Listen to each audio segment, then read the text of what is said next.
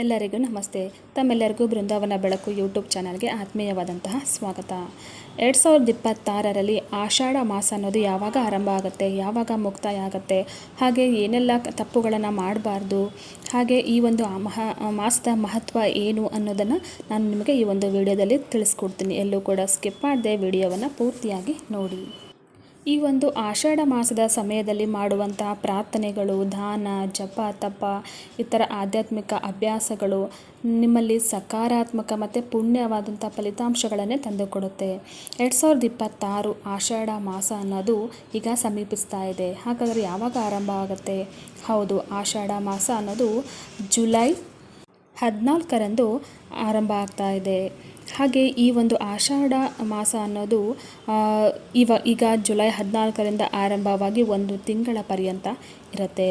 So ಈ ಒಂದು ಆಷಾಢ ಮಾಸದಲ್ಲಿ ನೀವು ಮಾಡ್ತಕ್ಕಂಥ ಪುಣ್ಯ ಕಾರ್ಯಗಳು ನಿಮಗೆ ಹೆಚ್ಚು ಪುಣ್ಯದ ಫಲಿತಾಂಶವನ್ನೇ ತಂದುಕೊಡುತ್ತೆ ಅಂತ ಹೇಳಿದೆ.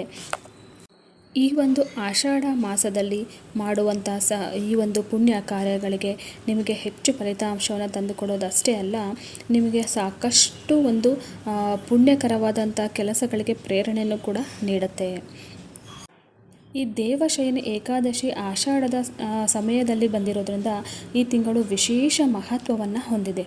ಹಿಂದೂ ನಂಬಿಕೆಗಳ ಪ್ರಕಾರ ವಿಷ್ಣು ಈ ದಿನದಿಂದ ಪ್ರಾರಂಭವಾಗಿ 4 ತಿಂಗಳುಗಳ ಕಾಲ ಯೋಗ ನಿದ್ರೆ ಅಥವಾ ದೈವಿಕ ನಿದ್ರೆಗೆ ಪ್ರವೇಶಿಸ್ತಾನೆ. ಹಾಗಾಗಿ ಈ ಒಂದು ತಿಂಗಳನ್ನು ತುಂಬ ಮಹತ್ವಕರವಾದ ತಿಂಗಳು, ತುಂಬ ಪುಣ್ಯಕರವಾದ ತಿಂಗಳು ಅಂತ ಕೂಡ ಹೇಳಲಾಗಿದೆ. ಈ 4 ತಿಂಗಳ ಅವಧಿಯನ್ನು ಚಾತುರ್ಮಾಸ ಅಂತ ಕೂಡ ಕರೀತಾ ಇದ್ದಾರೆ. ಈ ಚಾತುರ್ಮಾಸದ ಸಮಯದಲ್ಲಿ ಮದುವೆಗಳು, ನಿಶ್ಚಿತಾರ್ಥಗಳು, ಗೃಹ ಪ್ರವೇಶ ಸಮಾರಂಭಗಳಂತಹ ಶುಭ ಸಮಾರಂಭಗಳನ್ನು ಸಾಮಾನ್ಯವಾಗಿ ತಪ್ಪಿಸಬೇಕು. ಈ ಒಂದು ಅವಧಿಯು ಕಾರ್ತಿಕ ಮಾಸದ ದೇವ ಉತ್ಥಾನಿ ಏಕಾದಶಿ ಎಂದು ಕೊನೆಗೊಳ್ತಾ ಇದೆ.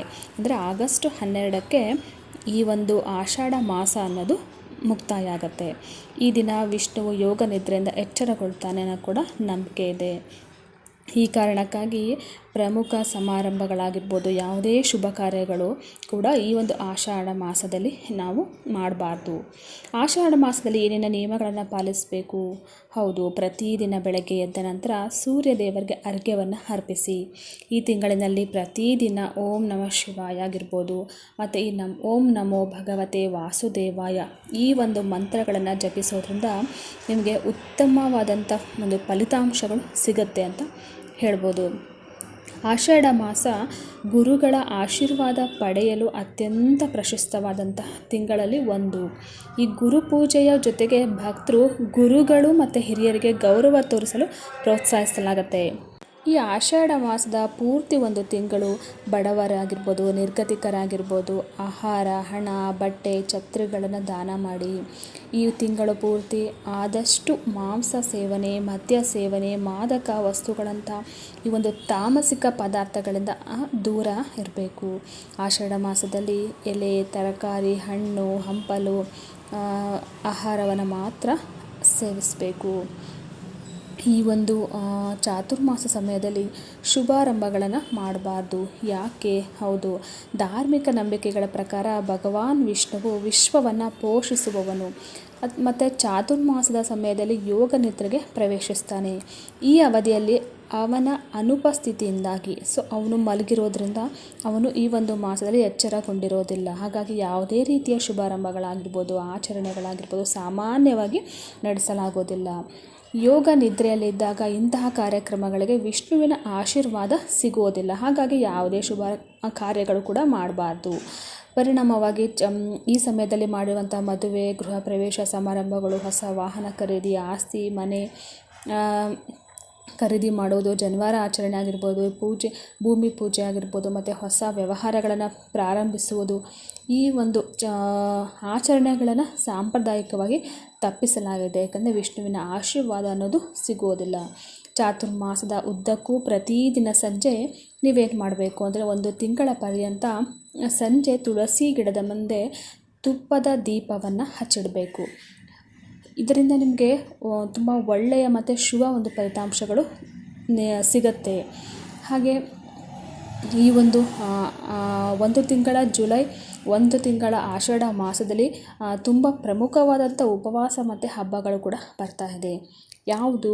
ಹೌದು, ಜುಲೈ 10 ಯೋಗಿನಿ ಏಕಾದಶಿ, ಜುಲೈ 15 ಆಷಾಢ ಗುಪ್ತ ನವರಾತ್ರಿ ಅನ್ನೋದು ಪ್ರಾರಂಭ ಆಗುತ್ತೆ.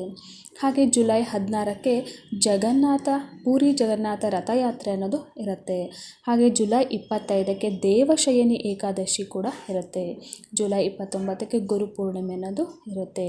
ಈ ಒಂದು ತಿಂಗಳು ನೀವು ಹೆಚ್ಚು ಭಕ್ತಿಪೂರ್ವಕವಾಗಿ ಹೆಚ್ಚು ಮಂತ್ರಗಳನ್ನು, ಜಪಗಳನ್ನು, ಪೂಜೆ ಪುನಸ್ಕಾರಗಳನ್ನು, ವ್ರತಗಳನ್ನು, ಉಪವಾಸಗಳನ್ನು ಮಾಡೋದ್ರಿಂದ ನಿಮಗೆ ಅತ್ಯುತ್ತಮವಾದಂಥ ಫಲಿತಾಂಶಗಳು ಕೂಡ ಸಿಗುತ್ತೆ.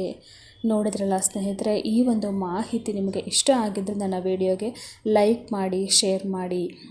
ಆದಷ್ಟು ಈ ಒಂದು ತಿಂಗಳನ್ನು ನಿಮ್ಮ ಒಳ್ಳೆಯ ಒಂದು ಕಾರ್ಯಗಳಿಗೆ ದೇವರ ಒಂದು ನಾಮಸ್ಮರಣೆಗೆ ಉಪಯೋಗಿಸ್ಕೊಳ್ಳಿ. ಯಾವುದೇ ರೀತಿಯ ಶುಭ ಕಾರ್ಯಗಳನ್ನು ಮಾಡೋದನ್ನು ತಪ್ಪಿಸಿ ಅಂತ ಹೇಳ್ತಾ, ಈ ವಿಡಿಯೋ ನಿಮಗೆ ಇಷ್ಟ ಆಗಿದ್ದರೆ ಲೈಕ್ ಮಾಡಿ, ಶೇರ್ ಮಾಡಿ, ಹಾಗೆ ಸಬ್ಸ್ಕ್ರೈಬ್ ಮಾಡೋದು ಮರಿಬೇಡಿ.